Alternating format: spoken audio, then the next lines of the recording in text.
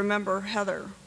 At the blowing of the wind and amidst the national debate about race and bigotry, Charlottesville paused to remember Heather Heyer. She loved people. She wanted equality. And in this issue of the day of her passing, she wanted to put down hate. The 32-year-old paralegal was run down and killed during a protest against white nationalists, neo-Nazis, and the KKK. They tried to kill my child to shut her up. Well, guess what? You just magnified her.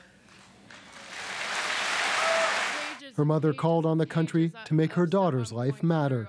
You make a point to look at it and say to yourself, what can I do to make a difference? And that's how you're going to make my child's death worthwhile.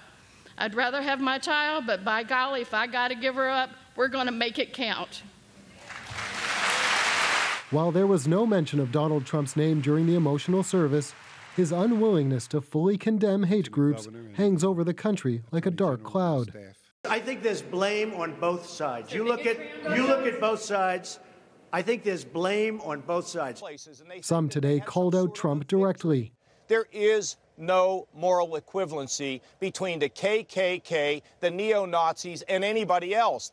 Many prominent Republicans rushed to condemn the idea of racism, but made no mention of Trump himself.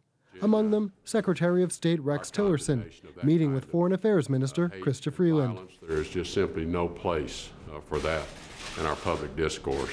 We are absolutely clear in being unequivocal in our condemnation of racist hatred. For anyone willing to defend Trump, the White House sent out these talking points, saying he was entirely correct, that both sides acted inappropriately, and that he called out groups by name, but for the media, that will never be enough. It's disturbing. Some conservative commentators who've stood by Trump through every controversy couldn't bring themselves to deliver that message. For anyone to come on any network and defend what President Trump did and said at that press conference yesterday is completely lost and the potential to be morally bankrupt. Business leaders also continued to abandon Trump. Today, Campbell's Soup CEO Denise Morrison was the latest to distance herself, saying Trump needs to be unambiguous in denouncing white supremacists. The CEOs and business leaders who work with Trump reportedly decided today that they couldn't work with him and were going to quit en masse. Reports say that they told Trump, who then took to Twitter to announce the business councils were disbanding to make it look like it was his decision. Stephen D'Souza, CBC News, Toronto.